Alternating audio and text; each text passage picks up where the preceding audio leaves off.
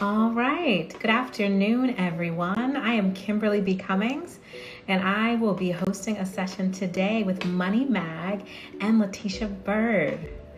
I see everyone hopping on. Welcome, welcome, welcome. I'm going to wait for Letitia to come in. Hey, how is everyone? I'm going to wait. Oop. Okay. I think this is her right here. All right. She's going to get on. Hi. Hello, everyone. Hi. Hey, no technical difficulties. We did it. Yes. I am super excited to host on behalf of Money Mag today. I'm Kimberly B. Cummings, and we have the fabulous Letitia Bird with us today. So if you want to just start by introducing yourself so everyone knows who you are.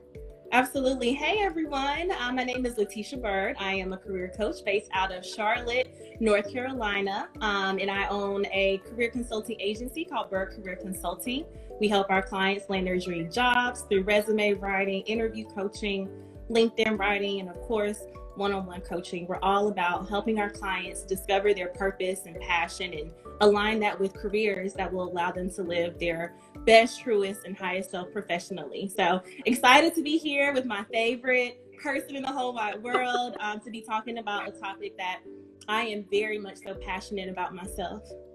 Yes, I'm so excited. So we have known each other on the World Wide Web. We slid in each other's DMs and elevated to text messages. But when Money Mag reached out and asked us to have this conversation, we were so excited. So before we get into all things diversity and inclusion and what Black professionals and our allies can be doing in the workforce during this time, the first question I have for you is, how are you doing for real? For real. For real. Yeah. To be honest, it's this week has been an emotional roller coaster for me. You know, yes, I'm an entrepreneur. I am a adjunct professor part-time, but I'm most importantly a Black woman, and so it has been pretty challenging to stay productive. And it's been a traumatizing experience just with what we have been seeing in the media. But what I am trying to do is still show up for my clients, my friends, my family, and I've had very authentic coaching sessions with my clients this week, where we have really been able to talk from a fully transparent perspective. But, you know, I'm taking it easy. I'm giving myself grace this week. I hope that everyone is as well. But Kimberly, how have you been doing? It's been a lot. I know we've talked about this a little bit. So my company, Manifest Yourself, I run, and I have a team on that side. And I also still work in corporate America today in the diversity and inclusion space at a Fortune 500 company in financial services. And it's just a lot to balance. I think on the corporate side, we'll talk about it more today, but managing a team and holding space for a team. Right. My whole team is underrepresented minorities. So my whole team is Black and Hispanic. Which I love. I think that's awesome. Thank you. And it's just something that is at top of our minds. We're all thinking about it. We're all feeling it. But as a leader, I think I know I have to extend myself grace, and I'm working on that. But I struggle because work still has to get done, right? That's right. So everybody can't take off. So I really struggle with balancing that. And then as an entrepreneur on the other side, there's so much going on, and it's what is okay to talk about, what is not okay to talk about. Yes, I identify as Black, but does that mean that I can still talk about my products and services, or should I not talk about those things? How can we empower other people during this time? What should I be sharing? What should I not be sharing? So I think that, along with the stress and the grief that's happening, it's difficult. So I think I'm taking it day by day.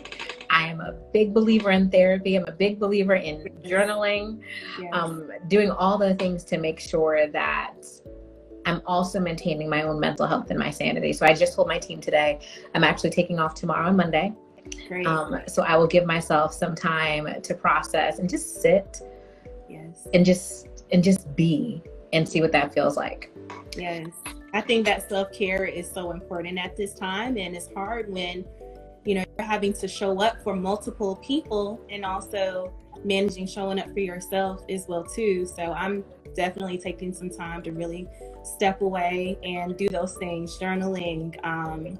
Sleep has been a struggle, so I've been, listening to my Calm app. I like to listen to the rain to help me fall asleep at night. So huge advocate for therapy as well. All of those things are so important. Yes. Before we get in the conversation, the one thing I will say is that on the Calm app, that Matthew McConaughey meditation, I don't know what that man is talking about. No idea. Because I always knock out cold. That's my favorite. Okay, I'm gonna have to write that one down. Yeah, he is good. I literally have no idea what the story is about. I don't make it past like 3 to 5 minutes. That's a good thing though. Yes, indeed. So as we get into the conversation today, we know by now you've heard diversity in the workforce is important. Everyone is talking about it. People are hiring teams. There are new CDOs popping up, chief diversity officers every day in new companies. The first ever. Yes. There's all these initiatives. So we know it even impacts the bottom line when we talk about revenue. We know that these companies, you actually make more money when you have a diverse team. Yeah. But why do you feel that diversity is important? Yeah, really for the things that you said, from a business case perspective, it's good for business. It's good to have a well-rounded representation on your teams that increases creativity, it increases productivity. I think, our world is very diverse, and as companies, especially that are looking to expand globally, they need to make sure that their workforce is representative of the consumers that they market to and that they target. Diversity is important, but being inclusive is just as important as well. So, when it comes to companies hiring those marginalized, want to see people that look like them in leadership positions.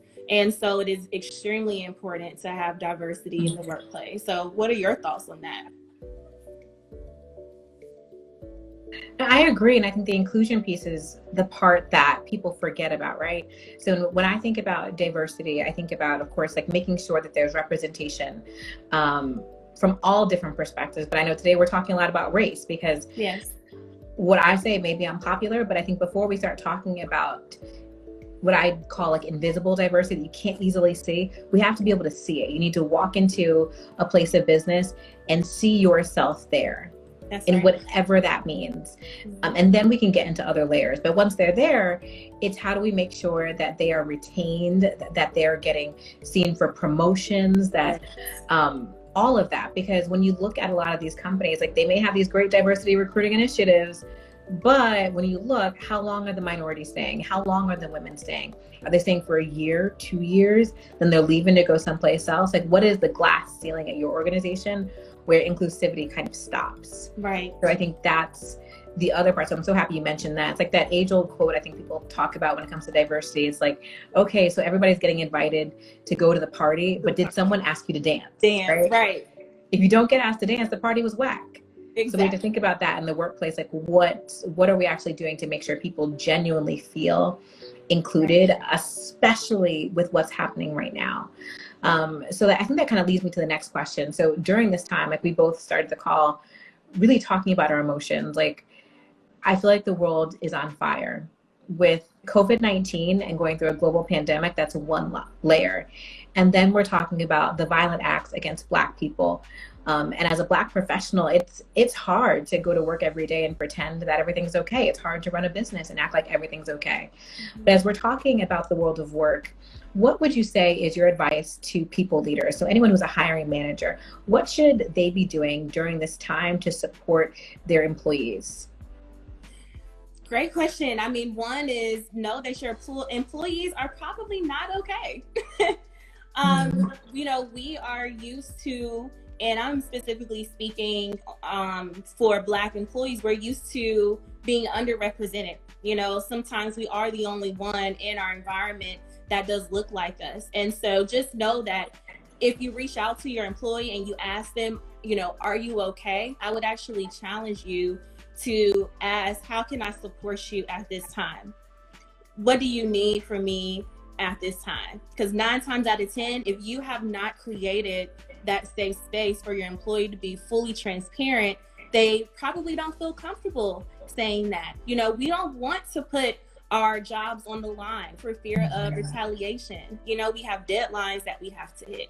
We have work that has to get done regardless of our emotions. And I think that that is what I know a lot of my clients are struggling with, is how can I show up, but inside I know that I don't feel well. I know that I'm not productive. I know that I am grieving right now. So I would encourage leaders to extend support, and also know that if you do ask and they may not feel comfortable speaking up or speaking on it. So just recognize that we don't need to be invasive, you know, but definitely it is okay to show your support and bring it up.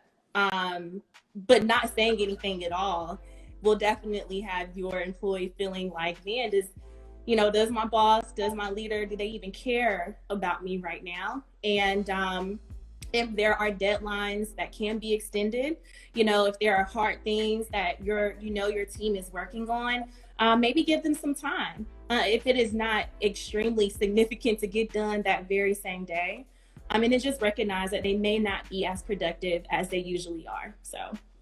Now that's so important. One of my leaders the other day said, and I thought this was so important, but they said that silence has a sound. Like sometimes we think that not saying anything is the best thing to do during this time, but especially in these large corporate environments, when you feel like you're dealing with something and no one said a word about it, it feels so isolating. And we're working from home, so you can't even pretend to have some water cooler talk, go joke with some people at lunch. You're just sitting in it every single day.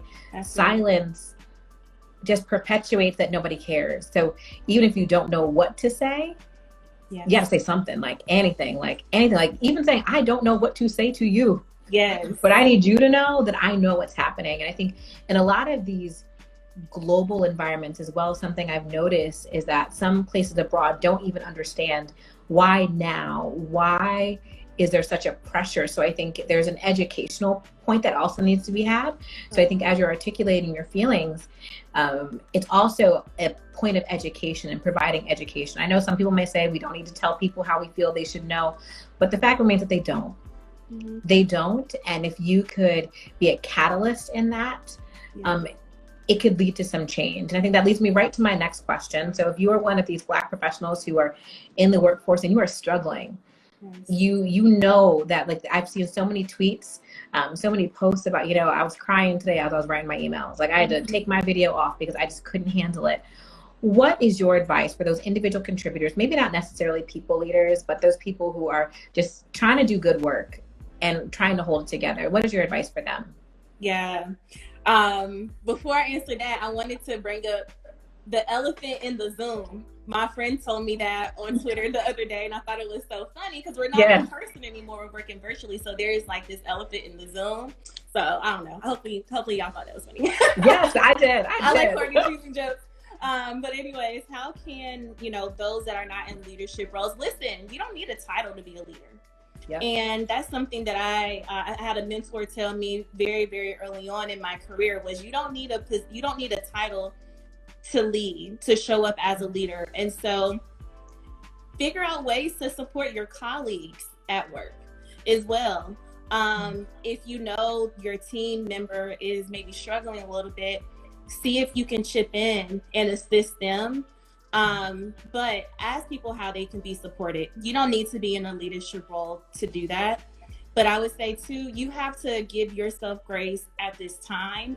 And if you know that your employer, your boss, maybe doesn't really know how to communicate with you, think about what it is that you need to be able to contribute in this environment. Not only are we dealing with this, we're also dealing with a global health pandemic. So a lot of us were feeling a lot of stress even leading up to May and June.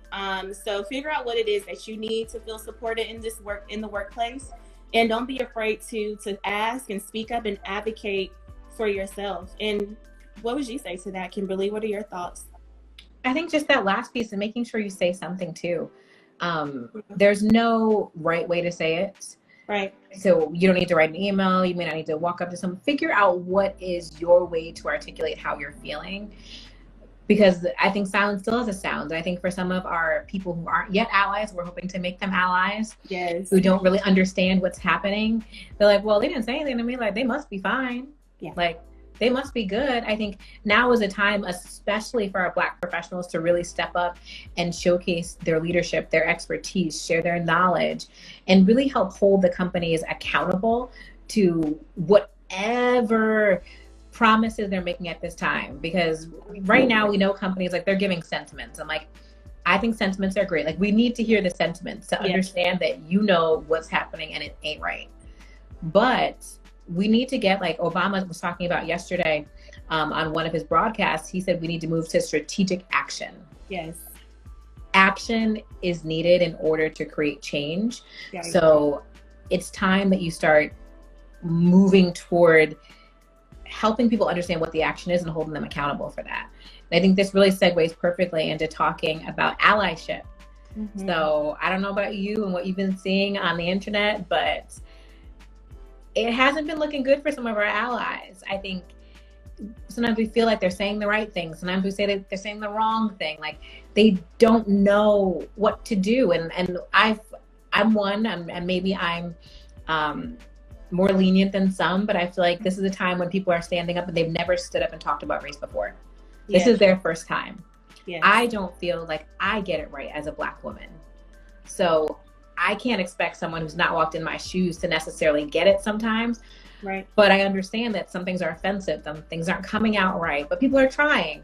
So when we talk about an ally, what would you say is the number one factor in being a true ally to the Black community at this time? Man, that's such a dynamic question. Mm-hmm. It's to not do the performative allyship. And I think you hit the nail on the head, is don't just talk the talk, but, walk the walk. Race is an uncomfortable conversation for some, but I know for me personally, I talk about race a lot with, my Black clients, my Black friends. It's something that comes up because that's our life. We are treated and judged based on the color of our skins. And so it's not a conversation for me or topic that is uncomfortable, but I do know for some, it can be an uncomfortable conversation. So the number one thing is to don't make it about you.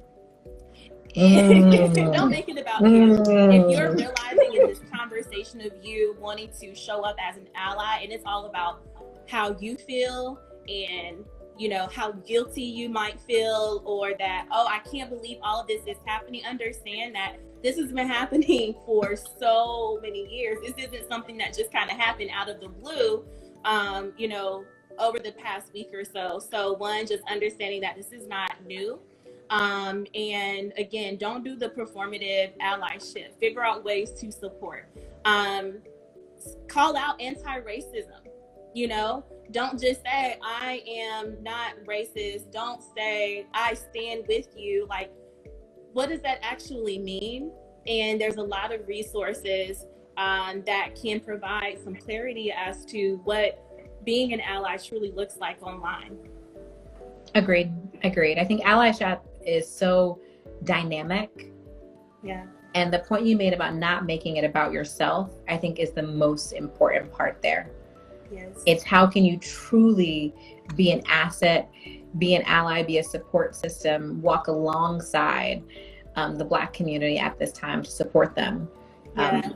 Because this isn't going to be something that's going to change overnight, right? Like, we're having the discussion today, but I'm pretty sure this is a discussion we're going to be having for months to come. We've been having the discussion for a long time already. Yes. So it's not just going to be ended by the end of June. The same way we know with COVID-19, this is something that we're going to have to deal with for the rest of our lives. That's right. We are going to have to talk about how the Black community needs to continuously be supported, because we don't know, is racism ever going to end? Realistically. That's right. It's just, how can we make it better today and stop so many of the violent acts that have been happening? That's right. So if we and I have notes up here, so you'll see me look up and down. Many times, like, we've talked about the hiring managers, we've talked about the individual contributors, we've talked about our allies. So what do you feel, and we all talk about companies, so most of the time the context we talked about was like the larger companies. But what do you feel from the small business side? I know Money Mag has lots of entrepreneurs here as well. What do you feel that small business owners can do to support and take care of their employees during this time? Yeah, I know for me, I have a small team of wonderful women. And, the first thing that I did was reach out and ask them what they needed from me.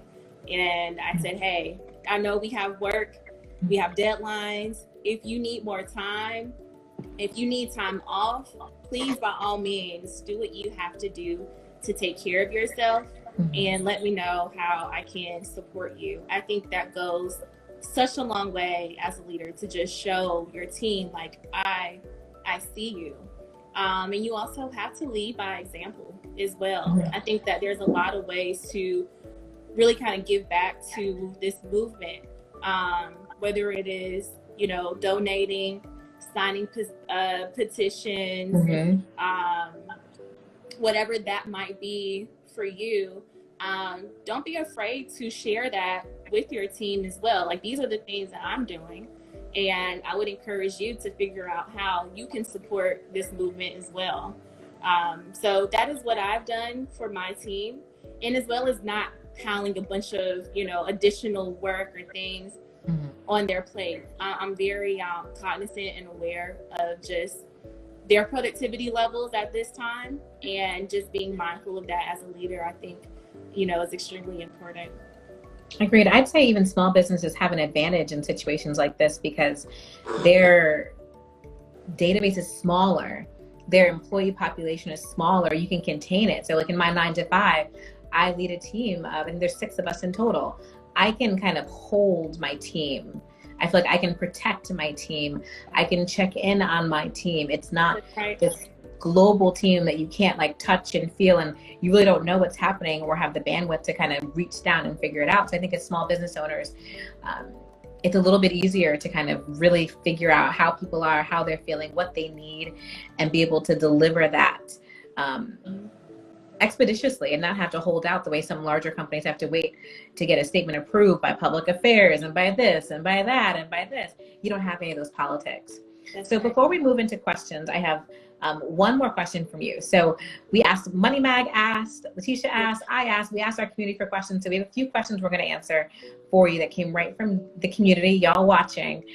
But before we get there, I have one last question we didn't touch on that I know me and you talked a little bit about before, that with everything happening, I think a lot of people who'd like to act, they would like to protest. They want to really be involved in what's going on with the Black community in their city, in the nation. But they're also afraid of what the repercussions could be for their job. So I'd love to hear a little bit about, do you have any advice for the Black community as we move into taking action? What can they do to protect themselves, protect their job, and make sure that they're not at risk for becoming unemployed for supporting the Black Lives Matter movement? Yeah, that's such a great question. I think that this is something that we, even prior to this, need to be mindful of, is what we are posting and talking about on social media, because once you put it out there online, it's there for the world to see. I don't believe in spreading hate, so being very careful of any rhetoric that is expressing hate towards a certain group. I know that we are all angry. We might be sad, we might be just feeling, again, a range of emotions. So take that offline and actually talk to a friend, talk to your therapist, because there's only so much social media can do to heal you and how you're feeling, if that makes sense. But with that being said, I know for me personally, there's different ways that I am giving back to this movement. So I have donated. I have been spreading awareness about what's going on, and I have attended some protests as well. But again, I understand that I don't want to do anything that would put my own business and my profession, because even as an entrepreneur, like, this is my career as well. So I'm putting my own business in jeopardy. But everything that I speak about online is with love, it's with truth, for one. But I would just say, like, be very, very mindful of the things that you are saying. And if you don't feel comfortable saying that to someone in person, it may not make sense for it to go online. How do you feel about that, Kimberly? No, everything that you said, and the only other thing I would add is just make sure you know the policies of your company. So as a business owner and as someone who works a 9 to 5, one of the first things I always look into is what is the policy for outside engagements, outside involvement, for social media. Most companies, you sign a piece of paper agreeing to all these things, but you're just so excited to sign and get your salary and direct deposit that people don't pay attention to all those things that happen. It's in there. I promise you, it is in there. And if it's not, there's a link to read it. So find out what you need to do to make sure you protect yourself. What if you are in corporate America or working for a company that has a policy and procedure around outside activities, around social media, make sure that you know exactly what that policy says. I know, so for me personally, I've always had to make sure I blatantly say all opinions are my own, and it has to be written on every single. So you'll see if you go through my website, if you go through Twitter, like most places, I put a little thing that says like all opinions are my own. Disclaimer. Yes, working with me does not guarantee employment with any organization I work with or the company I'm currently with. And I think a lot of times, like companies, they have whole teams that think about policies and think about the repercussions if someone were to do X. I think it's now on the employee side to make sure that we know what to do. And like you said, spread love, not hate. And spread the truth. So even if there's anger, it's fine to have anger, it's fine to have emotions, it's fine to have all those things. But where is it coming from? And if you won't say it in person, then maybe you shouldn't be online trolling, because that's what it can come off like.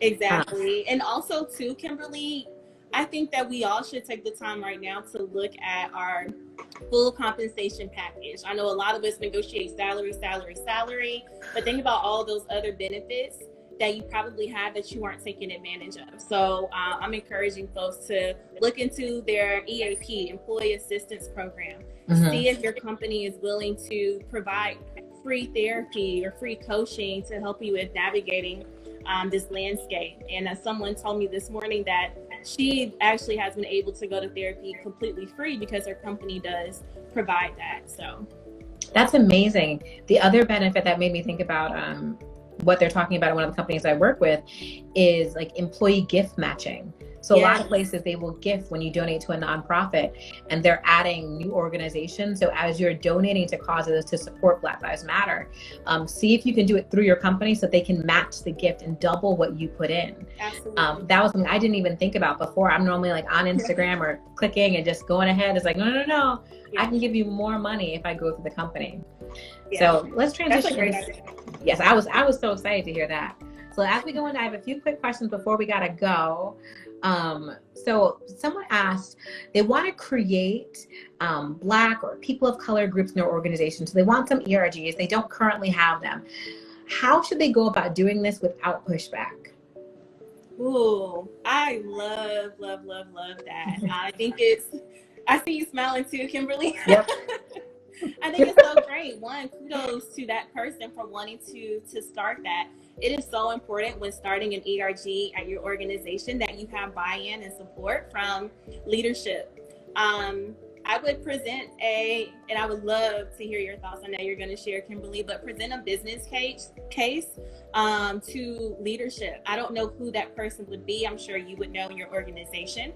If you have someone that does lead diversity and inclusion, someone in HR, if you're not even sure who that person would be or where to even start, maybe talk to your immediate manager, talk to a leader that you, or an advocate that you trust. But by all means, please create that and do that. And the thing about that is that you need to also pull in others that will want to help to drive this effort forward, but it has to be supported by leadership. And I think that is going to be so dynamic in creating that safe space for not only you, and that's going to impact so many lives moving forward. So it might take a lot of work, but again, if you do receive pushback, I think it all goes back to creating that safe space.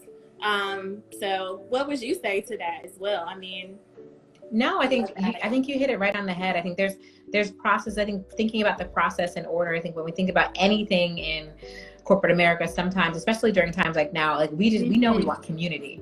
Yeah. We want people who understand what we're going through, who are allies, who are opting in to this community. But I think it's important to think about the business case. So getting the people together. I know I helped start an ERG at another job I had. Yeah. And making sure like you got to get a handful of people together. You have to have like, what are you going to be doing? Why are you going to be doing it? How does it align with the company? How is it going to help the company by helping you create this safe space for people there? So I think just kind of thinking about it from that angle as well. I think it's so easy to think about it from like your perspective, but thinking about it from the other angle. And especially in times like right now, it's probably a benefit to the company to have some employee resource groups or network groups that can really help the company make some of these important decisions and actions that they have going on. Yeah. So my last question for you today, before I want you to tell everybody where they can find you and all those good things. Okay. So how can employees, and this came from one of our allies, so how can a person who does not identify as Black support their leaders who are Black during this time? Ooh, that's a great question. So how can those that are not Black support their Black leaders at this time? I think it goes back to what we said earlier. Your leader might not be on their A game this week, so figure out how you can provide value and support them during this time. Again, I think it's just conversation. We're so scared to talk about race sometimes. I know it can be uncomfortable, but I promise you, just showing up and asking, how can I support you at this time, will go so much further. And I would ask very specific questions too, like, is there anything that I can do? I do think it's important as a team member to always really just kind of be anticipating your leader's needs just about every day. And so if you know that your leader is working on something, maybe there is a way where you can say, you know what, I'm just going to take this and help you with this. Is that okay? Because your leaders want to show up for you as leaders. They don't want to put anything else on you. And so making it clear that you want to help, that you can help, please offer that and be solutions focused at this time. So I know, Kimberly, you're a leader in your workplace. So how do you feel about that? So I think you hit the nail on the head that outside of everything that's going on in the world, being solution focused, like it does not matter if we're talking about the Black Lives Matter movement, if we're talking about the LGBTQIA community, if we're talking about the Hispanic Latinx community, if we're talking about COVID-19, when leadership has to make decisions, you have to be solution focused and anticipate your leader's needs at all times. When you see a problem, you have to think about how to fix it. Like no leader wants you to come to them like, hey, I don't understand. Can you fix this for me? Like, that's right. Please fix this. Like, thank you. I brought it to your attention, but now you can figure it out. They have a lot to figure out. If you really want to position yourself as a leader within a company, it's important to really focus on how you can come up with solutions, how you can create and present strategic ideas. I do a whole bit on that with my company because I think it's so important to figure out how do you put together a winning idea, present it, and then execute it flawlessly. And I think during this time, that's important. So if you see a gap in your leadership, a gap in programming, a gap in the sentiments and actions that are shared, don't just think about it and bring it to your leader. Think about a solution because, again, as we said earlier, some people, they don't know what to do. They don't know what to do. They don't know what the first step is. And they don't want to do the wrong thing. So it's important that if you see something like the New York City subway, see something, say something. Right. See something, say something, present a plan. So I know we've got to wrap it up today, but where can the people find you? And do you have any final parting words? Yeah, this was a great dialogue, Kimberly. I appreciate you and Money Magazine. I hope that everyone watching got a lot out of this. So please say yes in the comments if this was valuable to you today. I just would encourage everyone to just take care of you. All right. There is no one way and there's no perfect way to really help at this time. Figure out how you can support. Figure out what you're most passionate about and how you want to give back. And how you all can find me. You can find me on Instagram. Find me on Twitter, Letitia_Bird, LetitiaBird.com. Check me out online. So, Kimberly, and you. Thank you, y'all. So again, I'm Kimberly B. Cummings, founder of manifestyourself.com. And you can find me at Kim B. Cummings on Instagram, Twitter, Facebook, anything. And we thank you, first of all, for coming and joining in on this conversation today. It was so positive and there was so much love shared. We're so excited. Yes. And we hope to see you again soon. Thanks, Money Mac, for this opportunity. Yay. Thank y'all. See you.